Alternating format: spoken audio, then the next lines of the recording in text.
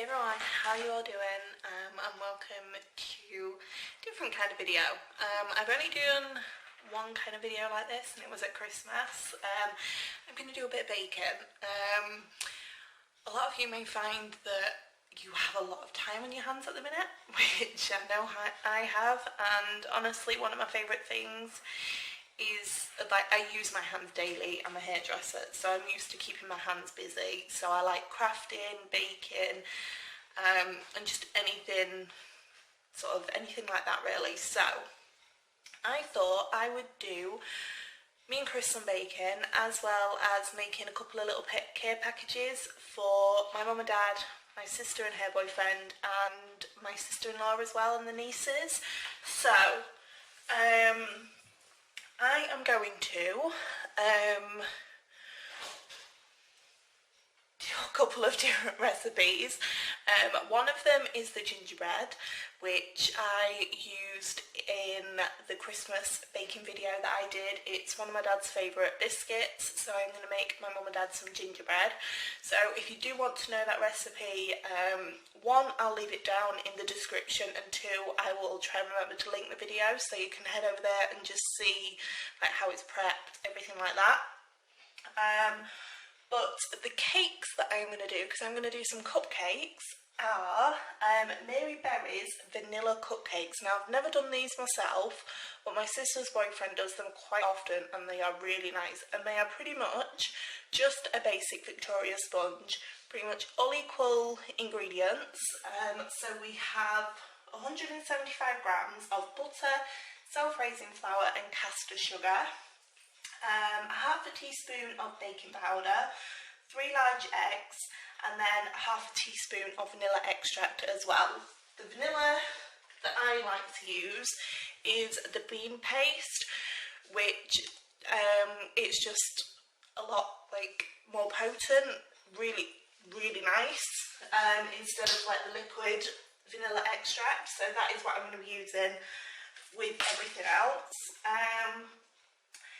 If I remember, which I probably won't, but if I do remember, I will leave the conversions down in the description if you are using plain flour instead of self-raising.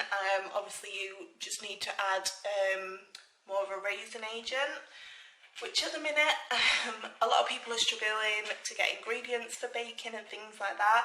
I am lucky we had plain flour anyway for the gingerbread, and we also had self-raising flour in the cupboard. But the one thing that I will say, don't worry about it too much if you haven't got the right exact, like I'm using margarine instead of butter because that's what we have in the cupboard. That's what we have in the fridge, and that is what it's all about at the minute, just giving yourself something to do.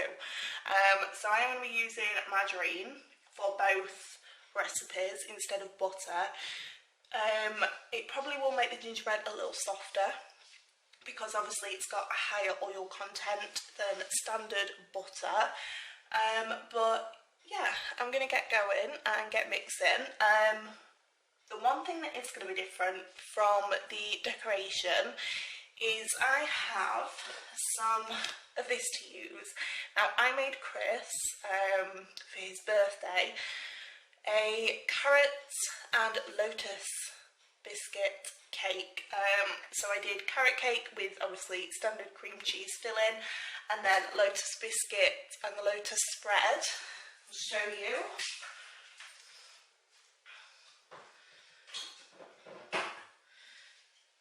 It looks a little like this. I used this for the filling and to drizzle on top. I did like little, if I remember, I'll insert a picture of it here. So I did take a picture. I did like little mounds and then drizzled this over the top. The only thing is, the decoration's probably not going to look that great because I think I've run out of piping bags. I'm pretty sure I used my last one on Chris's birthday cake. So we'll see. We'll see when it comes to decorating. But yeah, I'm going to stop waffling on and I'm probably going to do the next bit on a voiceover because it's just easier. It's just easier. So yeah, let's get on with making some cakes. Okay, so you're going to want to start by preheating your oven to gas mat 4, 180 or 160 if it's a fan, and to obviously start, you need to put some cake cases in your muffin tray. Any'll do. These were just the last ones that I was using up. So the good thing with a Mary Berry recipe is most of her sponges is all in method, so put it all in and mix it up. So 175 grams of self-raising flour, 175 grams of caster sugar. If you haven't got caster, you can use granulated. Then you're going to want to add half a teaspoon of baking powder and half a teaspoon of your vanilla. Whichever vanilla you want to use is fine. Like I say, we've got the paste, so that's what I'm going to use. And then we're going to move on to the wet stuff, technically. So your butter and your eggs, which I've taken out of the fridge about half an hour before. And you want 175 grams of butter and then 3 large eggs. So just crack them all in, that's exactly what it says. And then I'm going to wash my hands and wipe down the surface, just to make sure there's no egg white or anything anywhere, because that's not good. And then I'm using my stand mixer, so I'm going to put it on the stand mixer and start to mix it. And then the recipe does say, if needed, you can use 2 to 3 tablespoons of milk. Add these little at a time, so if you think it's like the mixture's a bit thick, add a little more, but don't overmix the mixture either. Let it do its thing, like a little bit at a time. And then what I like to do is, when it's very nearly there, I like to take it off and then hand mix it with a spatula to make sure there's no lumps of flour that's been missed, any lumps of butter or anything like that. Make sure it's a nice smooth consistency.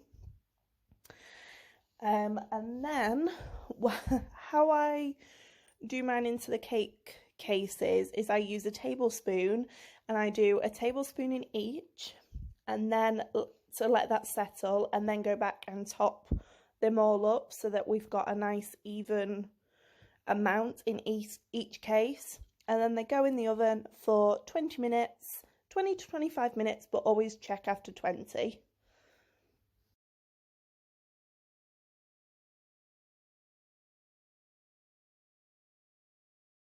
Okay, so as I said, whoa, I'm just crouching down. Make sure your oven is up to temperature before you do put your mix in. I've put on a timer. We have 14 minutes left because it's 20 to 25 minutes. So I always like to check them at the lowest point, and then if need longer. But don't always leave them for the maximum because it's not always what you need. And I have just wiped everything down. And don't worry, I have been washing my hands in between. I did anti-bac my tablet so that when I was touching it, I wasn't obviously picking up germs from that, and I have just cleaned down the side and washed up. There you go, there's my anti-bac and my wipe and my tripod. So while they cook, I've got 14 minutes, I'm just going to prepare my gingerbread. I'll probably leave it to sit while I take everything out of the oven, but these are ready, or I'll get these ready, then I can leave the cupcakes to cool, and then we will do something about decorating them. Like I say, I'm not exactly 100% sure of how I'm going to decorate them because I haven't got a piping bag, but I do know that I need to use up the rest of the cream, so I will be using that, the cream cheese, should I say, the cream cheese filling. But as you saw, which I will have explained in the voiceover, especially when I've got two like boxes of eggs that are open. I do like to keep one for rubbish because obviously eggs, salmonella is a big thing with eggs. So I do like to try and keep a spare box just to put the rubbish in while I'm baking. If not, I'll have the bin to hand, and then I will wipe down in between, which you saw me do. Because obviously, like I say, egg, one, it's sticky and gross and messy when it's like in its raw form, and two, it can be quite dangerous. So as I said, I'm going to get on with my gingerbread because the oven is actually already preheated to the temperature that I need for gingerbread. So yeah, let's get going. Like I said, I'll leave it linked. I'm not going to film this because you've already seen me do this, but I will leave it linked in the description, and hopefully remember to leave it up in the cards for you. Okay, so the lighting has changed a little bit because it's starting to like get a bit dark outside. It's time of it. It's nearly 7:30. I've just rolled out and cut the last lot of my gingerbread. From that recipe, I actually get about 40 biscuits. So I am going to be, like I say, giving them out to family, as well as keeping a couple friends for ourselves. I've got the first batch in there, and I've got another 2 batches that need to go out. Let me just flick on the light for this side of the kitchen. We have got our cupcakes here that are cooling. They've been out of the oven for probably about 40 minutes now. I have just had a quick FaceTime with my nieces, or mine and Chris's nieces. So I'm gonna get this last lot in the oven, and then I am going to start on my frosting for the cupcakes. And the way that I made it, not go further, but made it easier to work with last time, I used a hand whisk, the cream cheese and some milk. I actually used oat milk last time, but we haven't got any open, we've only got semi-skimmed at the minute. Just a little bit at a time, just to make it like more pliable, easier to work with, and especially because I haven't got any piping bags. I did have a look, I haven't got any. I do need to make it a little easier for myself. So I think what I'm just going to do is just drizzle some on, and then melt some of this down and drizzle this over the top. And we haven't got any biscuits because what I did for Chris's birthday was I broke all the Lotus biscuits up and then like crumbled them over as well, just for a different texture. But like I say, haven't got any because we just haven't bought. Biscuits haven't been a priority for buying over the last couple of times that we have done the shopping. Which I'm sure for a lot of people it's not. So this is just using up what we have got in the cupboards. So the biscuits are ready to come out. Let me grab those out. The worktop.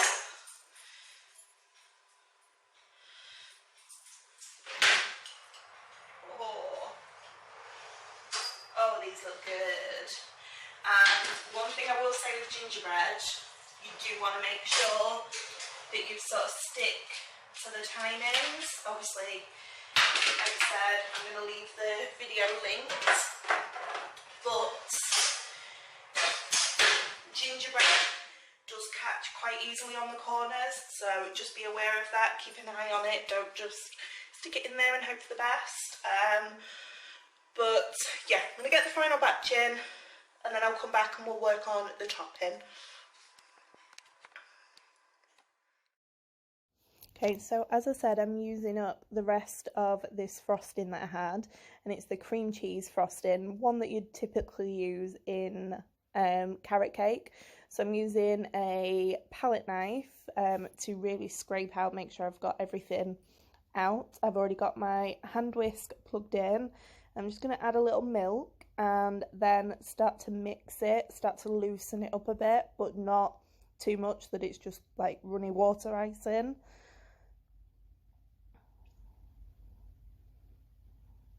It doesn't actually take that much milk, just to make it a little more pliable, and actually it doesn't make it quite as sweet, so it's quite nice. And as I said, I've got no piping bags, so I'm using a teaspoon at a time, and letting it sort of spread evenly onto the top of the cupcakes, and then I'll just go back if I think that any others need any more.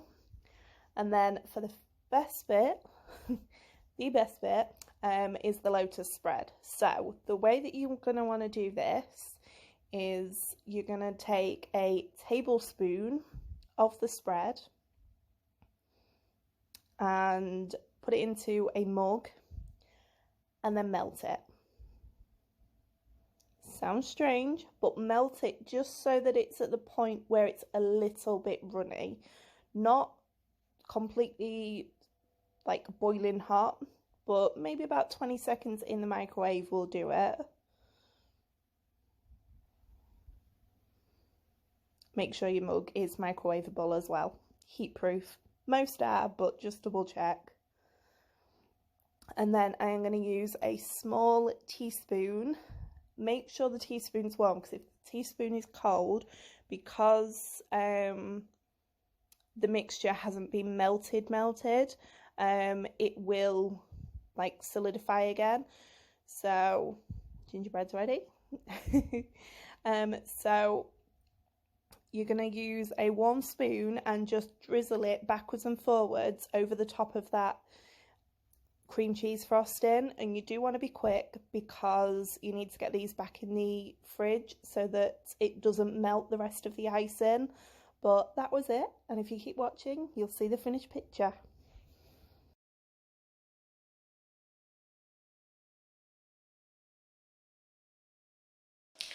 So they might not be the best decorated that I've ever done, but I can guarantee these will taste amazing. Let me take you off the stand and just show you what I was doing. So, obviously you saw me, like I said, not the best decorating I have ever done, but that lotus biscuit spread with the not cottage cheese, cream cheese, will taste amazing. I can guarantee that. The freshness of the cream cheese with the naughtiness of the lotus biscuits is amazing, honestly. Like I said, I did this for Chris's birthday cake, the topping wise, and everyone loved it. I will leave everything down in the description. It's the Mary Berry recipe that I've used, the vanilla cupcakes. And oh, we have a little, she decided to wake up just as I'm finishing, which I'm quite glad. But yeah, these now need to go in the fridge, because the one, it's warm in this kitchen, because obviously I've had the oven on for like 2 hours nearly, and two, keep wanting to say cottage cheese, that cream cheese does need time to firm back up. It's had obviously warm biscuit spread over it, but I think I've just made enough room in the fridge. These will now go in there and we will enjoy them later after, not all of them obviously, we'll enjoy them later after tea. As you can see, all the biscuits are out. I'm going to leave those to cool now and I will pack those up for family. But I hope everyone's staying safe, staying home. I know it's a bit boring, so I'd hope that some of this will pass the time. And from me and Looney, I hope you're all okay. Stay safe, stay home. Give this video a thumbs up if you liked it, and hit subscribe, and I'll see you all next time. Say bye.